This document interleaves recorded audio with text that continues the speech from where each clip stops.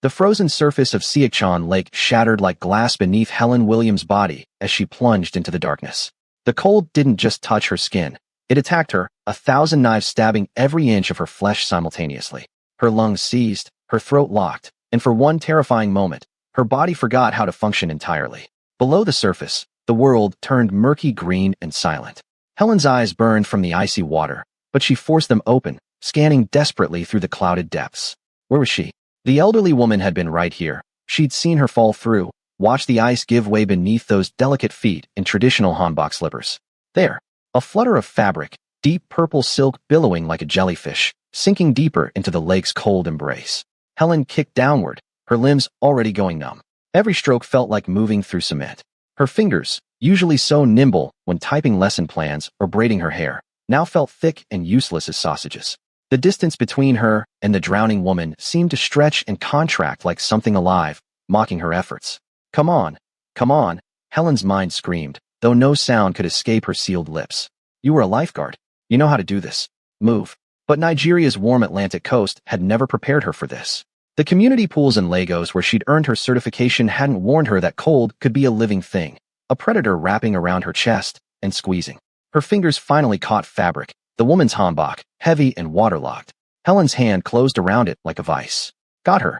The elderly woman's face floated into view, eyes closed, mouth slack. Bubbles escaped from her lips, each one carrying away precious seconds of life. Her skin had taken on a bluish tint that Helen recognized from her training. Hypoxia. Oxygen deprivation. She had minutes at best, maybe less. Helen wrapped her arm around the woman's chest, just below the armpits like she'd been taught years ago on sun-baked poolside concrete. But the woman was heavier than expected, her soaked hanbok adding pounds of water weight. Or maybe it was Helen's own strength failing as the cold seeped into her muscles like poison. She kicked toward what she hoped was the surface. Her lungs were screaming now, a fire burning in her chest that contrasted sickeningly with the ice coating her skin. Black spots danced at the edges of her vision. How long had she been under? 20 seconds? 40? Time had lost all meaning in this frozen hell. Her head broke the surface and Helen gasped, sucking in air so cold it hurt worse than the water. But there was no time to celebrate. The woman in her arms remained limp, dead weight dragging them both down. Help! Helen screamed in English, then fumbled for the Korean she'd been studying for 8 months. Dawajuseo, help me.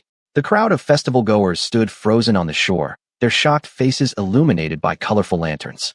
20, maybe 30 people, and every single one of them was just watching. Watching her struggle. Watching this woman die. Some had their phones out, filming. Please. Helen choked out, treading water with legs that barely responded. Someone. The ice near the shore cracked under her weight as she tried to pull the woman toward it. Her fingers had gone beyond numb into something worse. A distant tingling that meant nerve damage was setting in. She couldn't feel if she was gripping the woman's clothing anymore. Couldn't feel anything except the desperate, animal need to get them both out of this water before they both became corpses. A middle-aged Korean man in a puffy jacket finally moved, dropping to his knees at the ice's edge. Hold on, he shouted in English. Don't let go. As if she could.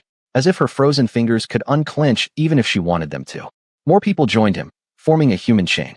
Hands reached out, grabbing Helen's jacket, her arms, the unconscious woman's clothing. They pulled, dragged them both across breaking ice and onto solid ground. Helen collapsed onto the frozen earth, her body convulsing with shivers so violent her teeth clacked together hard enough to chip. But she couldn't rest. The woman beside her wasn't breathing. Move, Helen commanded, pushing herself onto her knees though her legs screamed in protest. Her fingers fumbled at the woman's neck, searching for a pulse. There, faint, irregular, but there. CPR. She needed to start CPR. Helen tilted the woman's head back, pinched her nose, and breathed into her mouth. The woman's lips were ice cold against hers. 1 breath, 2 breaths. Then Helen positioned her hands over the woman's sternum and began compressions. Hana, dull, set, net. Helen counted in Korean, keeping rhythm. 1, 2, 3, 4. Her arms shook with exhaustion and cold, but she kept going. 15 compressions, 2 breaths. 15 compressions, 2 breaths. Water suddenly gushed from the woman's mouth. Helen quickly turned her onto her side as she vomited lake water onto the ground. The woman gasped, coughed, and then, miracle of miracles, her eyes fluttered open. The crowd erupted in exclamations of relief. Someone was calling 119, Korea's emergency number. Someone else was draping a coat over Helen's shoulders, but she barely noticed. Her vision was tunneling, the edges going dark and fuzzy. The last thing Helen saw before consciousness slipped away was the elderly woman's eyes, alert now, focused, staring at Helen with an intensity that seemed to burn through the cold. The woman's lips moved, forming words in Korean that Helen's fading mind couldn't process. Then darkness swallowed her whole. Have you ever saved someone's life only to realize it changed yours forever? Drop a comment below and don't forget to hit that subscribe button. This story is about to get intense. What Helen doesn't know yet is that the woman she just saved isn't just anyone's mother. Like this video if you want to see what happens when a good deed pulls you into a world you never knew existed. Helen woke to the harsh fluorescent lights of a hospital room, her body wrapped in warming blankets that did nothing to stop the shivering that seemed to have taken up permanent residence in her bones. And 4 drip fed warm fluids into her arm, and monitoring equipment beeped steadily nearby. You're awake. Thank God. Helen turned her head. Even that small movement took effort. To see her friend Gina, sitting in a plastic chair beside the bed. Gina's usually perfect makeup was smudged, her eyes red-rimmed from crying. How long? Helen's voice came out as a croak. 6 hours. You've been unconscious for 6 hours. Gina leaned forward, gripping Helen's hand. Helen, what were you thinking? You could have died. The woman. Helen tried to sit up, but her body refused to cooperate. Is she? She's fine. She's alive because of you. But Helen, her family has been trying to find out who you are. They've had people asking everyone at the festival. The hospital staff wouldn't give them information without your consent. Helen closed her eyes, relief washing over her more warming than any blanket. Good. She's okay. That's all that matters. Is it? Gina's voice carried a strange edge. Helen, do you know who that woman is? An elderly Korean woman who almost drowned. What else do I need to know? Gina stood up, pacing the small hospital room. Her heels clicked against the linoleum floor with agitated rhythm. I don't know yet. But those men asking about you, they weren't normal people. Expensive suits. The kind of presence that makes hospital administrators nervous. Security followed them around the whole time they were here. Helen's stomach twisted, though whether from cold or growing unease, she couldn't tell. What are you saying? I'm saying maybe this isn't over. Maybe you should have let me tell them you don't want to be contacted. Gina, I saved someone's life. If her family wants to say thank you, that's normal. Nothing about this feels normal. Gina stopped pacing and looked at Helen directly. Promise me you'll be careful. Something about this whole situation makes me nervous. A nurse entered then, cutting off their conversation with cheerful efficiency. She checked Helen's vitals, pronounced her recovering well from hypothermia, and said she could be discharged in a few hours if her temperature remained stable. When the nurse left, Gina gathered her purse. I have to get to work. My boss is already angry I left in the middle of the day. But call me the moment anything weird happens, okay? Helen nodded, though Gina's paranoia seemed excessive. She'd saved someone's life. That was supposed to be a good thing, wasn't it? The uncomplicated kind of good that people praised and moved on from. The television mounted in the corner of her room suddenly caught her attention. The evening news was showing footage from the festival, the headline reading, Mystery Foreign Woman Saves Drowning Grandmother at Siakchan Lake. Helen watched herself on screen, or rather, watched her back as she dove into the water. The angle didn't capture her face, just her dark skin against the white ice, her body disappearing into the lake. The news anchor spoke in rapid Korean, too fast for Helen to fully follow, but she caught words like brave, foreigner, and unknown hero. They're calling you a hero, Gina said from the doorway, following Helen's gaze to the screen. Everyone's trying to figure out who you are. I don't want to be a hero. I just want to go back to my normal life. Gina's expression suggested she didn't think that would be possible, but she said nothing. She just waved goodbye and left Helen alone with her thoughts and the drip drip drip of her four. Helen's normal life was a cramped Gazawan room barely larger than a closet in the Sinchon neighborhood. It cost her 400,000 won per month, nearly a third of her English teaching salary, for a space that fit a single bed, a tiny desk, and nothing else. The shared bathroom was down the hall, and the walls were so thin she could hear her neighbors breathing at night. But it was hers. Her small piece of soul that she'd fought tooth and nail to get after months of apartment rejections. No foreigners, they'd say, or sometimes just hang up when they heard her accented Korean. The Gazawan owner had only rented to her because Gina had vouched for her, promising Helen wouldn't cause trouble. Helen had been in Seoul for 8 months now, teaching English at a hagwon in Gangnam. It wasn't the glamorous Korean adventure she'd imagined back in Lagos. There were no K-drama moments of meeting charming men or forming instant friendships. Instead, there were daily reminders that she didn't belong. The taxi drivers who suddenly had their off-duty lights turn on when they saw her skin color. The ajumas in her neighborhood who clutched their purses tighter when she walked by. The students' parents who'd complained to her boss, requesting a real native English teacher, as if her Nigerian accent somehow made her English less valid than an American's. Gina had been her only real friend, the one person who'd treated her like a human being rather than a curiosity or a threat. They'd met at a language exchange meetup, and Gina had taken Helen under her wing, teaching her which neighborhoods to avoid, which Korean phrases would actually be useful, how to navigate a culture that smiled politely while keeping her at arm's length. The 3 days following her hospital discharge felt almost normal. Helen returned to work, where some of her students had seen the news coverage and asked if the hero foreigner might be her. Helen had laughed it off, changed the subject, moved on. But on the 4th day, everything changed. Helen was leaving her hagwon, exhausted from a day of teaching elementary students the difference between fun and funny, when a black Mercedes pulled up to the curb. Not just any Mercedes, the kind with tinted windows so dark they seemed to absorb light, the kind that probably cost more than Helen would earn in 5 years. 2 men stepped out, and Helen's first instinct was to run. They wore suits that fit too perfectly, the kind of tailoring that spoke of money and power. Both were Korean, probably in their 30s, with the kind of physical presence that suggested they spent more time in gyms than offices. They moved with coordinated precision, like soldiers or bodyguards. The taller one spoke first, in perfect English. "Miss Williams." Helen's hand tightened on her bag. "Who's asking?" "Our employer wishes to thank you personally for saving his mother's life." The words hung in the air between them. Helen's mind raced. This was it. The family wanting to say thank you, just like she'd thought. So why did every instinct in her body scream danger? "That's very kind, but it's not necessary. I'm just glad she's okay. Please." The second man gestured toward the open car door. "It will only take a moment of your time." "Helen." Gina's voice cut through the tension. She was running toward them from the subway station across the street, her heels clicking frantically against the pavement. She grabbed Helen's arm, pulling her back a step. "Don't," Gina said in English, then switched to Korean, addressing the men. "She's tired. She's been sick. This isn't a good time." The taller man's expression didn't change. "We understand." But our employer was quite insistent. He wishes only to express his gratitude properly. Gina pulled Helen aside, lowering her voice. "Those cars. Those suits. Helen, I've lived in Seoul my whole life. I know what this looks like. Don't get in that car. They just want to say thank you. Nobody sends men like that just to say thank you." Gina's eyes were wide with fear. "Please, tell them no."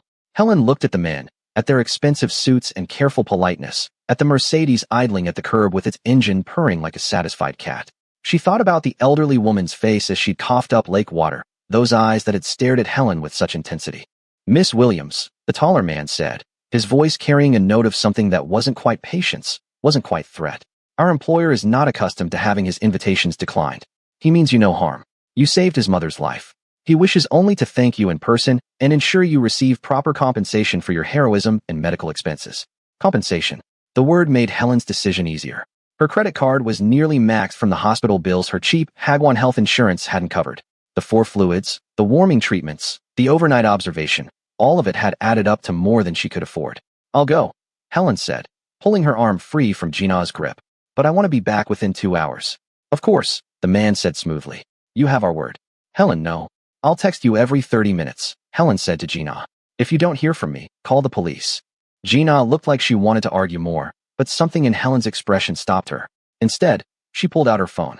"I'm taking a picture of that license plate, and their faces, and I'm tracking your location." The men didn't object. They simply held the car door open, waiting with the infinite patience of people who knew they would eventually get what they wanted. Helen climbed into the Mercedes, her heart hammering against her ribs. The interior smelled of leather and something else, expensive cologne, maybe, or just the scent of money. The seats were heated, a luxury she'd never experienced before. The door closed with a solid thunk that sounded far too much like a cage locking. Through the tinted window, Helen watched Gina, standing on the sidewalk, phone pressed to her ear, already making calls. Then the car pulled away, gliding through Seoul traffic with a smoothness that seemed to defy the laws of physics. The drive took them through neighborhoods Helen recognized, Gangnam, with its luxury boutiques and plastic surgery clinics, then into areas she'd never seen before. The buildings grew larger, more spread out. Traditional Hanok architecture appeared, but these weren't the tourist-friendly renovated homes of Bukshin Village. These were private estates, hidden behind high walls and older than the modern city surrounding them. They turned onto a private road, stopped at a gate where security guards checked something on a tablet before waving them through. The Mercedes climbed a slight hill, bare trees lining the drive like skeletal sentries. Helen's phone buzzed. "Gina, where are you?" Helen typed back the street name she'd glimpsed before they entered the private road, but she wasn't sure the message would send. The car windows might be blocking signal, or maybe they were just too far from the main road now. The Mercedes stopped in front of a compound that seemed to exist outside of time. Traditional Korean Hanok buildings, their curved roofs elegant against the winter sky, surrounded a central courtyard. But security cameras were discreetly mounted on every corner, and the men standing near the entrance wore the same expensive suits as her escorts.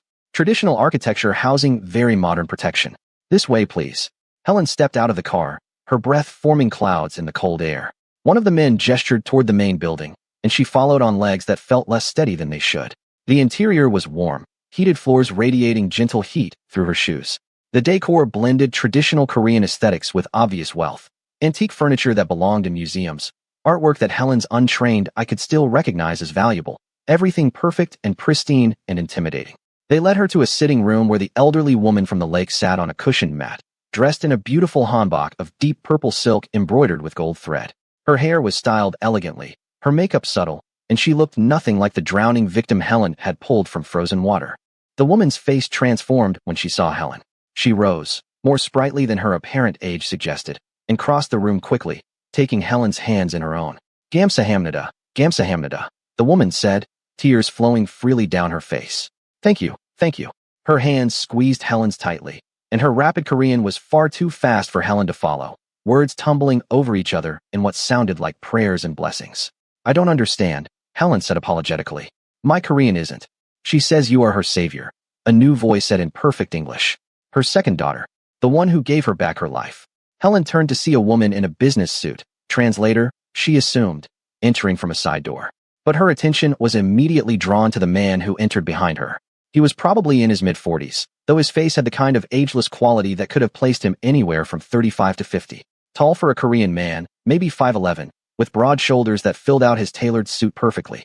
His hair was styled back from his face, showing strong features, high cheekbones, a sharp jaw, eyes that were simultaneously beautiful and terrifying in their intensity. Those eyes swept over Helen, assessing her in a way that made her feel simultaneously visible and vulnerable.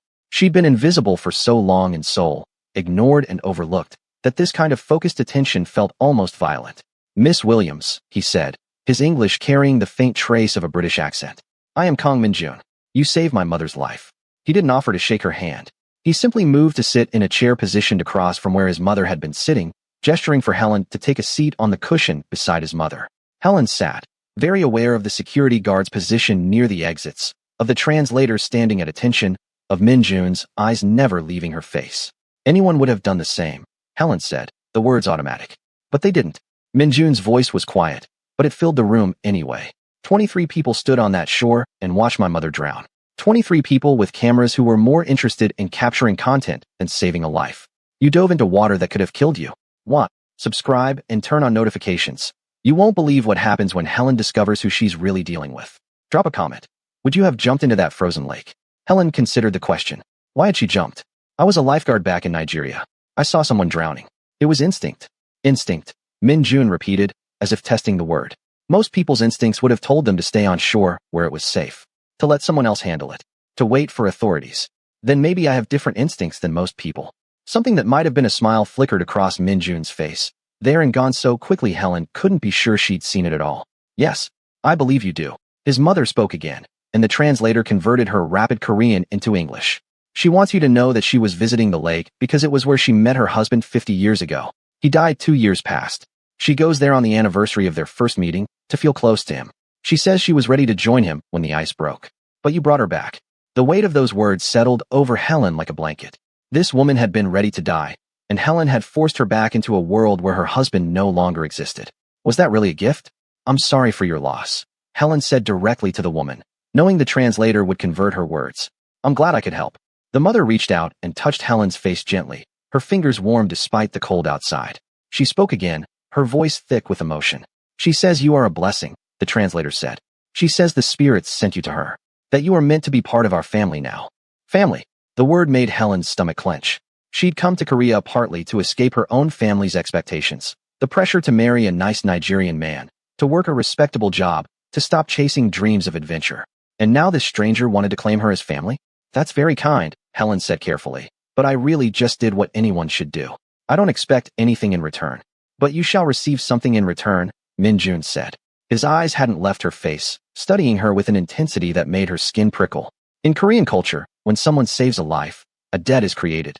We call it unha. It cannot be repaid with money alone. It requires a deeper obligation. I really don't need. What you need is irrelevant. Min-jun's voice remained calm, but something in his tone suggested contradiction would be unwise. What matters is what honor demands. My mother is the most important person in my world. The debt I owe you is therefore the greatest debt I can owe. Helen shifted uncomfortably on the cushion. Mr. Kong, I appreciate the sentiment, but I'm just an English teacher. I saved your mother because it was the right thing to do. That's all. Is it? Minjun leaned forward slightly. You've been in Seoul for 8 months, Miss Williams. How has that experience been for you? The question caught her off guard. I'm sorry. I know that you faced discrimination. That finding housing was difficult. That taxi driver's refused to stop for you. That you've been made to feel invisible and unwelcome in this city. He paused. How do I know this? Because I make it my business to know things. Because from the moment you pulled my mother from that lake, you became my concern. A chill ran down Helen's spine that had nothing to do with the temperature. You've been investigating me? Of course. I needed to know who you were, what you wanted, whether your heroism had ulterior motives. Ulterior motives? I saved a drowning woman. Yes. And in doing so, you created an obligation that some might seek to exploit. Minjun's gaze remained steady. But my investigation revealed that you are exactly what you appear to be. A young woman far from home, working hard, treated poorly, asking for nothing. Which makes my obligation even greater. Helen's hands clenched in her lap. What exactly are you saying? Minjun was quiet for a long moment, seeming to choose his words carefully. I am not a good man, Miss Williams. I should be clear about that from the beginning. I control significant business interests in Seoul. Some legitimate, many not. I operate in spaces that the law prefers to ignore, and I have made choices that would horrify someone with your clear sense of morality. Helen's heart hammered against her ribs. You're telling me you're a criminal? I'm telling you I'm a man who keeps his promises. I'm telling you that the debt I owe you is sacred. And I'm telling you that from this moment forward, you are under my protection. Anyone who disrespects you disrespects me. Anyone who harms you harms me. You will never be invisible in this city again. I don't want protection from a criminal. Helen stood up, her voice shaking. I just want to go home. Minjun remained seated, unruffled by her reaction. Where is home, Miss Williams? Nigeria, where you left to escape expectations you couldn't meet? Korea, where you've spent 8 months being treated as less than human? Or somewhere else entirely that you're still searching for? The accuracy of his words stung like a slap. Helen wanted to argue, to deny, but he'd somehow seen through her more clearly in one investigation than her own family had in 26 years. You have no right. I have every right. You saved my mother. That gives me the right and the obligation to ensure you are cared for. To refuse would dishonor the life you saved. His mother spoke again, her voice gentle but firm. The translator's words cut through Helen's rising panic. She says to refuse this protection would be to reject her. To say that her life wasn't worth saving. She says you are family now, whether you accept it or not. The question is only whether you will make this difficult or allow it to be a blessing. Helen looked at the elderly woman's face, seeing genuine emotion there, real affection from someone who barely knew her. She thought about Minjun's words about Eunhai, about debts that couldn't be repaid with money alone. What does this protection actually mean? Helen asked quietly. Minjun stood, moving to a side table where he picked up a simple business card, black cardstock with a phone number embossed in silver, nothing else. He held it out to her. It means you carry this. It means my people watch over you. It means the discrimination you've faced ends today. But it also means you will be watched. You will be known. And there are people in this city who will notice, who will wonder why Kong Minjun has taken such interest in a foreign English teacher. What if I just want my normal life back? That life ended the moment you hit the water. His eyes held hers, and she saw something in them that might have been sympathy, might have been regret. The question is whether you will accept this new life with grace, or whether you will fight what cannot be changed. What would you do in Helen's situation? Would you accept protection from someone like Minjun? Drop your thoughts below and smash that like button if you're hooked. Helen took the card with trembling fingers. The numbers seemed to burn against her skin, a brand she hadn't asked for. How long does this last? Helen asked, her voice barely above a whisper. When is the debt paid? When I decide it is, Minjun said simply. Or when you leave Korea. Those are your only options. The translator spoke, but Helen had stopped listening. She was staring at the card in her hand, at the numbers that now connected her to a world she'd never wanted to touch. She thought about the frozen lake, about the split-second decision to jump, about how doing the right thing had somehow become the most complicated choice of her life. Minjun's mother stood, crossing to Helen and pulling her into a tight embrace. The woman's arms were stronger than they looked, and she held Helen like she might a daughter who'd been away too long. She whispered something in Korean against Helen's hair, soft and warm and impossible to understand. She's blessing you, the translator said, asking the ancestors to protect you as you protected her. When the woman finally released her, there were tears in her eyes again. She touched Helen's cheek one more time, then spoke a few words. She says you should go rest now. That we'll see you again soon. That you're always welcome here. One of the suited men appeared at the door, ready to drive Helen back to her regular life. Except it wasn't her regular life anymore, was it? It would never be regular again.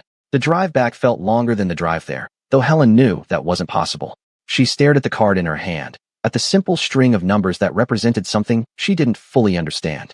Protection, obligation, debt. Gina was pacing outside Helen's Gazawan when the Mercedes pulled up, her phone pressed to her ear. She nearly dropped it when she saw Helen emerge from the car. "You're alive," Gina said, rushing to her. "I've been calling you for an hour. Why didn't you answer?" "My phone died," Helen lied. The truth was she'd been too overwhelmed to check it. "I'm fine.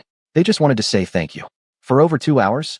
Gina's eyes went to the Mercedes as it pulled away. "Helen, what happened in there?" They climbed the narrow stairs to Helen's tiny room. Once inside, with the door closed, Helen showed Gina the card.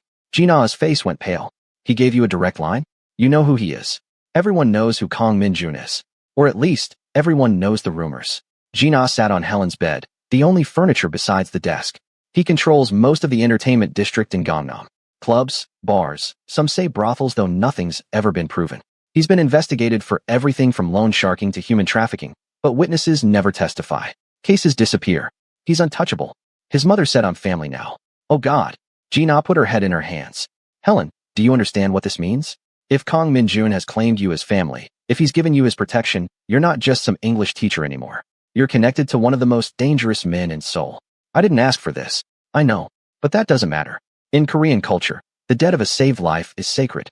He probably feels genuinely obligated to protect you." "Which means?" Gina trailed off, her expression troubled. "Which means what?" "Which means you're probably safer than you've ever been in this city. But you're also more dangerous. To yourself and to anyone around you." Helen thought about throwing the card away, about pretending this had never happened. But something told her it wouldn't matter.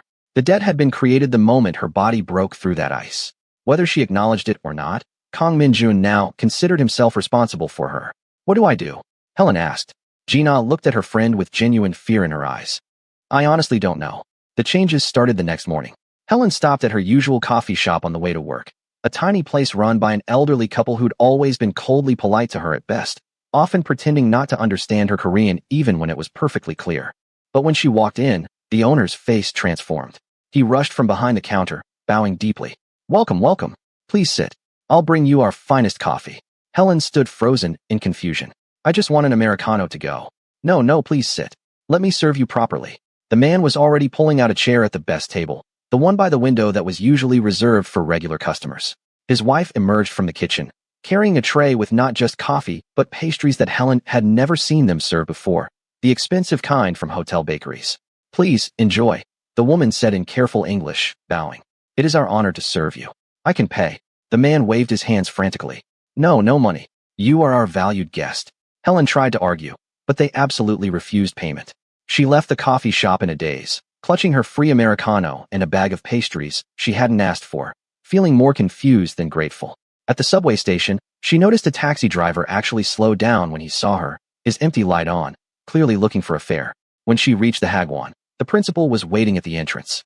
"Miss Williams, so wonderful to see you. I was hoping we could have a conversation about your position here." Helen's stomach dropped. Was she being fired? Had someone complained again about her teaching? But the principal led her to his office with an obsequious smile and offered her a promotion, head English teacher, with a raise of 500,000 won per month, nearly double her current salary. "Your dedication to your students has been exemplary," the principal said, though he'd never mentioned any such thing before. "We want to ensure you feel valued here."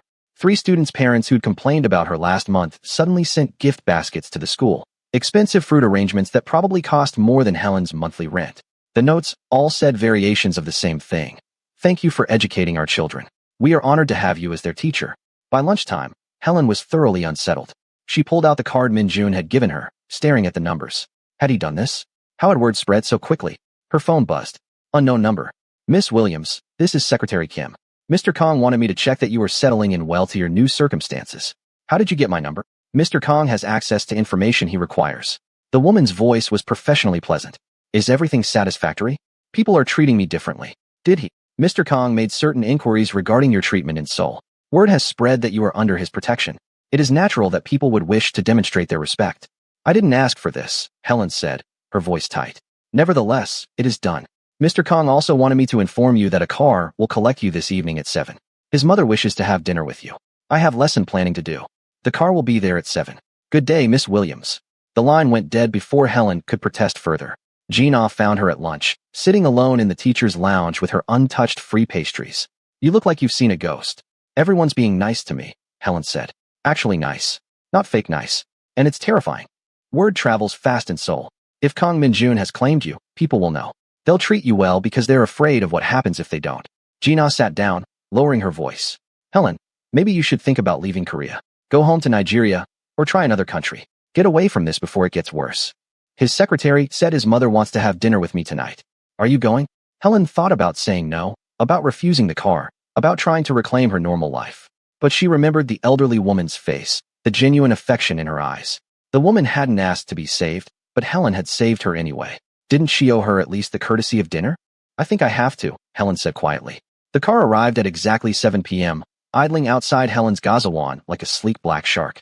Helen had changed into her nicest dress, a simple navy blue thing she bought for job interviews, and felt hopelessly underdressed the moment she slid into the Mercedes's leather interior. But this time, the drive didn't take her to the Hanok compound. Instead, they went to a restaurant in Cheongdam-dong, the kind of place that didn't have a sign out front because anyone who needed to know about it already did. The kind of place where a single meal probably cost more than Helen's monthly salary. Min-jun's mother was waiting in a private dining room, dressed in another beautiful hanbok. But this time, Min-jun was there too, sitting across from his mother with a glass of what looked like whiskey. He stood when Helen entered, a gesture of respect that somehow made her more nervous rather than less. Miss Williams, my mother was hoping you would join us for a meal. I'm honored, Helen said, bowing slightly. She'd learned that much Korean etiquette at least. The mother gestured for Helen to sit beside her, and immediately began serving her food from the various banchan dishes covering the table. She spoke constantly in Korean, her voice warm and animated, while Min-jun translated. She's telling you about my father, he said, his voice softer than Helen had heard before. How they met at Seokcheon Lake. He was a fisherman's son. She was from a wealthy family. They weren't supposed to be together, but he made her laugh, and she made him ambitious. The mother's eyes shone with tears and joy as she spoke, her hands moving expressively. She pointed to Min-jun, then to herself, then to Helen, her meaning clear even without translation. We are family now, all of us together. Helen found herself relaxing despite her intentions. The food was incredible, and the mother's warmth was genuine. She fed Helen choice pieces of grilled meat, insisted she try everything, fussed over her like she actually was a beloved daughter. Your mother is very kind, Helen said to Min-jun during a lull in the conversation. She sees in you something pure, Min-jun replied. In our world, purity is rare. She wants to protect it. As do I. I'm not pure. I'm just a person who made a choice. The right choice. When everyone else was paralyzed by fear or indifference, you acted. That is not common, Miss Williams. Not in Seoul, not anywhere. His mother spoke again, and Min-jun's expression shifted, something that might have been discomfort crossing his face. She wants to know if you have family in Korea. Friends. People who care for you. I have Gina, and my family back in Nigeria, though we don't talk much. The mother's response was immediate and forceful. Min-jun actually smiled, a real smile that transformed his entire face. She says that is unacceptable. That you are her daughter now, and she will not allow you to be alone. She wants you to come to dinner every week. She wants to teach you Korean cooking. She wants. He paused, his smile fading. She wants to care for you in all the ways she cannot care for my father anymore. Helen felt tears prick at her eyes. She'd been so lonely in Seoul, so isolated, that this sudden, overwhelming affection felt like water to someone dying of thirst. Dangerous water, maybe, connected to dangerous people, but water nonetheless. I would like that, Helen said, and meant it. The mother clapped her hands in delight and immediately began planning their next meeting, talking about dishes she would teach Helen to make, places she would take her, things they would do together. Min-jun watched this with an expression Helen couldn't quite read. You've made her very happy. She hasn't smiled like this since my father died. She makes me happy too, Helen admitted. I didn't realize how much I missed having a mother figure in my life. Something dark flickered across Min-jun's face. Be careful with that happiness, Miss Williams. My world is not kind to the people I care about. There are those who would seek to hurt me by hurting them. Are you trying to scare me away? I'm trying to be honest with you. The protection I offer is real, but it comes with risks. Not everyone will be pleased that you have my favor. As if summoned by his words, one of Min-jun's men entered the private room, bowing and speaking quickly in Korean. Min-jun's expression hardened, turning from the warm sun back into something cold and dangerous. He stood, straightening his suit jacket. I apologize, but I must attend to some business. My driver will ensure you get home safely. Is everything okay? Min-jun looked at her for a long moment. Nothing that should concern you. Enjoy your meal with my mother. I will see you soon. He left, and the warmth seemed to leave with him. His mother's expression had shifted too, worry creasing her forehead. She reached out and took Helen's hand, squeezing it tightly while speaking in urgent Korean. Drop a comment if you think Helen should have stayed away from this family. Like this video if you want to see how this protection turns into something darker.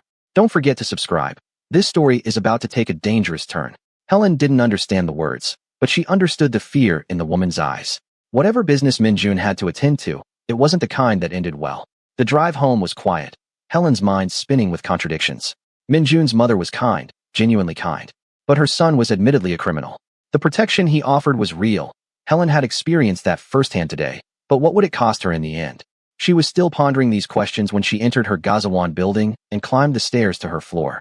The hallway was dimly lit as always, the fluorescent bulbs flickering in that way that usually annoyed her, but tonight felt ominous. Helen unlocked her door and stepped inside, reaching for the light switch. Before she could flip it, a hand clamped over her mouth and another grabbed her arm, yanking her backward into a hard body. Terror flooded her system. She tried to scream, but the hand over her mouth was too tight. She bit down hard, tasting blood, and her attacker cursed but didn't let go. Shoo, shoo. A voice said in accented English. We just want to talk. The light flicked on, revealing two men in her tiny room. Not Min-jun's well-dressed bodyguards. These men were younger, rougher, with the kind of edge that came from violence being a regular part of life. The one holding her forced her to sit on her bed, while his companion locked the door. Helen's heart hammered so hard she thought it might break through her ribs. Who are you? She managed to ask, her voice shaking. Messengers, the one who'd grabbed her said. He was Korean, maybe late 20s, with a scar cutting through his left eyebrow. You've become very interesting very quickly, Miss Williams. Kong Min-jun's new pet. I'm not anyone's pet. No. The second man laughed. It wasn't a pleasant sound. Then why is word spreading all over Gangnam that you're under his protection? Why are people treating you like royalty? Seems like a pet to me. I saved his mother's life. That's all. That's all. The scarred man crouched in front of her, his face inches from hers. You dove into a frozen lake and pulled out the one person Kong Min-jun cares about more than his own life. That makes you either very brave or very stupid. We're here to find out which. What do you want? We want you to deliver a message to Kong. Tell him Park Young-woo says his protection means nothing. Tell him his mother should have stayed under the ice. Helen's blood turned cold. You're threatening an old woman? We're threatening everyone Kong cares about, which apparently now includes you. The man stood, looking down at her. Here's what's going to happen. You're going to keep being Kang's little charity case. You're going to have dinner with his mother, take his gifts, enjoy his protection. And you're going to report back to us about everything you see and hear. I won't. The man moved so fast Helen didn't see it coming. His hand cracked across her face, snapping her head to the side. Pain exploded across her cheek, bright and shocking. You will, he said calmly, or we'll make sure you regret it. And maybe we'll pay another visit to that friend of yours. Gina, right? Pretty girl. Would be a shame if something happened to her. Helen's vision blurred with tears of pain and rage. Don't you dare touch her. Then do what we say. We'll be in touch about what information we want. He dropped another card on her bed, this one white, with a different number. You call this number once a week. You tell us what Kong is doing, who he's meeting with, what his plans are. Simple. And if I tell him about this visit, then everyone you care about suffers. Your friend Gina, your students, that sweet old mother who thinks you're her daughter now. We'll make you watch while we hurt them, one by one. Do you understand? Helen understood. She understood that she'd fallen into something far worse than she'd imagined. That the protection Min-jun offered had painted a target on her back. That these men, Park Young-woo's men, would use her to hurt him and wouldn't hesitate to destroy innocent people to do it. I understand, she whispered. Good girl. The scarred man patted her injured cheek, making her wince. Remember, one call a week. And not a word to Kong, or you'll be responsible for a lot of suffering. They left as quickly as they'd come, slipping out of her room and disappearing into the hallway. Helen sat on her bed, shaking, her cheek throbbing, her mind racing. She should call Min-jun. The card he'd given her was still in her purse. But if she did, these men would know. They were probably watching her building right now. And they would hurt Gina, would hurt Min-jun's mother, would hurt people who didn't deserve to be caught up in this war between criminals. Helen pulled out her phone with trembling hands and called Gina instead. Can you come over? Please. I need you. Gina heard something in her voice because she didn't ask questions, just said she'd be there in 15 minutes. When Gina arrived and saw Helen's face, the red mark already darkening into a bruise, she gasped. Who did this? Helen told her everything. About the man, about Park Young-woo, about the demand that she spy on Min-jun. Gina listened with growing horror, her face pale. You have to tell Kong Min-jun, Gina said when Helen finished. Right now? These men assaulted you in your own home. They'll kill you if I do. They said so. They know who you are, Gina. They threatened you specifically. I don't care. I care. Helen's voice broke. You're the only real friend I have in this city. I won't put you in danger. So what are you going to do? Spy on a crime boss? Helen, that's insane.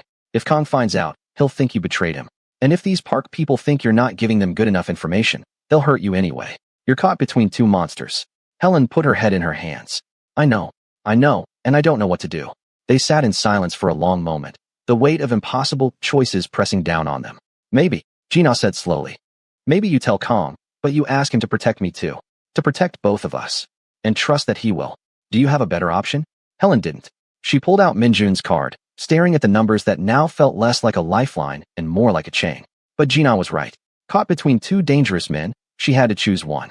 And at least Minjun had never threatened to hurt innocent people. She dialed the number with shaking fingers. He answered on the second ring. Miss Williams. His voice was calm, but she could hear something underneath it. Concern, maybe, or suspicion. It's late. Is something wrong? They were in my room, Helen said, her voice breaking. Park Young-woo's men. They hit me. They threatened Gina. They want me to spy on you. The silence on the other end was absolute. When Minjun spoke again, his voice was so cold it made Helen shiver. Where are you now? My Gazawan. Gina is with me. Stay there. Lock your door. Don't open it for anyone except my men. They'll be there in 5 minutes. Minjun. You should have called me immediately. His voice cut like a knife. The moment they touched you, you should have called. Do you understand how dangerous it was not to? Would you call the crime boss or try to handle it yourself? Comment below and hit that like button if your heart is racing right now. I was trying to protect people. You were trying to protect people from me? I told you that you were under my protection. That means when someone threatens you, they threaten me. When someone hurts you. He stopped, and Helen could hear him breathing, could almost feel his rage through the phone. Just stay where you are. We'll discuss this when I arrive. The line went dead. Gina stared at Helen with wide eyes. He's coming here? His men are. Maybe him too. Helen, what have we gotten ourselves into? They didn't have to wait long. Less than 5 minutes later, there was a knock at the door, 3 sharp raps, authoritative and precise. Miss Williams, it's Secretary Kim. Mr. Kong sent us. Helen opened the door to find 4 of Minjun's men in the narrow hallway, looking absurdly out of place in their expensive suits against the Gazawan's peeling wallpaper. Secretary Kim, a woman in her 30s with sharp eyes and an immaculate pantsuit, stood at the front. You and your friend need to come with us, Kim said. Your belongings will be collected and brought to you. Bring only what you need for tonight. Where are we going? Somewhere safe. Mr. Kong is displeased that his protection was insufficient to prevent this incident. He's taking personal responsibility for your safety now. Within 10 minutes, Helen and Gina were in another Mercedes, their few grabbed belongings and bags at their feet. Gina kept whispering, "Oh my God, oh my God," under her breath while Helen stared out the window at Seoul passing by in streaks of light.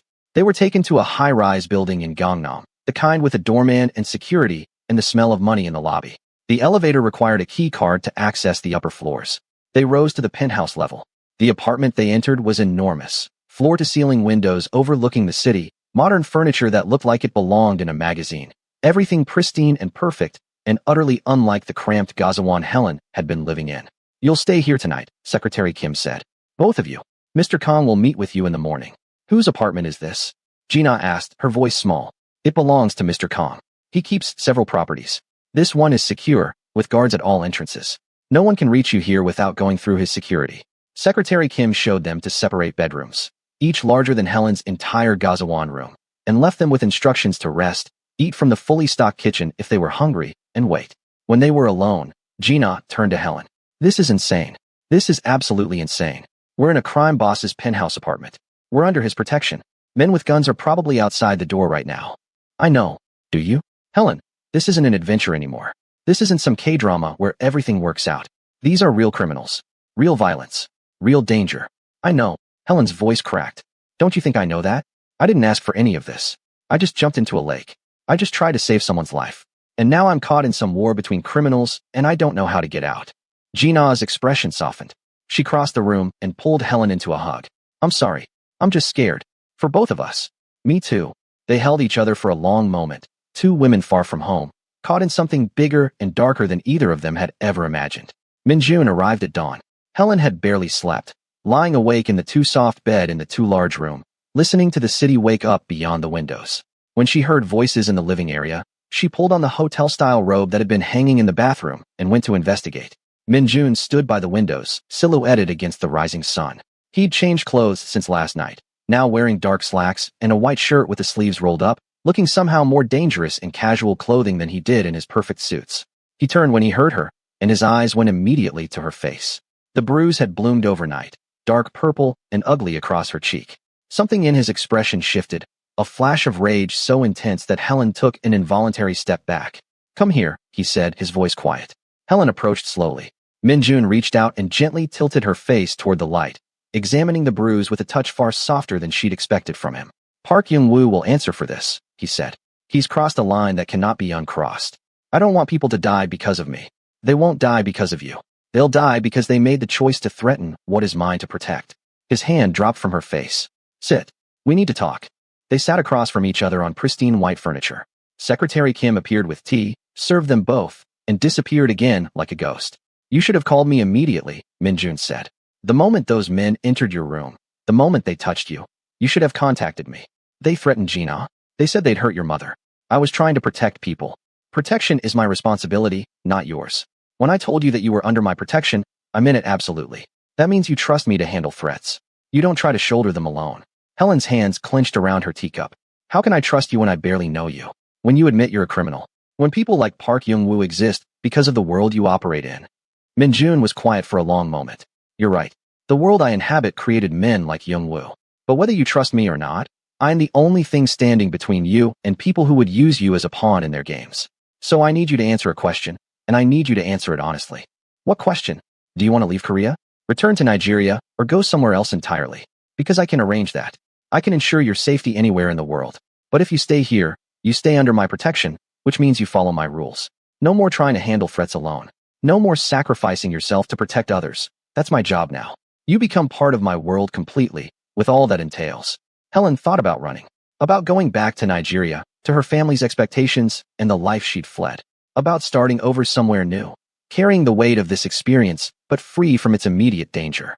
But she also thought about Minjun's mother, about the warmth in her eyes and the way she'd held Helen like she mattered, about finally feeling visible in Seoul, even if it was for complicated reasons, about the fact that running felt like letting the Park Young-woos of the world win. "I want to stay," Helen said quietly, "but I need you to protect Gina too, and your mother, and anyone else who might become a target because of me." "Already done. Gina will have bodyguards. My mother's security has been tripled. And you," he paused, "you will move into a secure apartment. You will have guards with you at all times.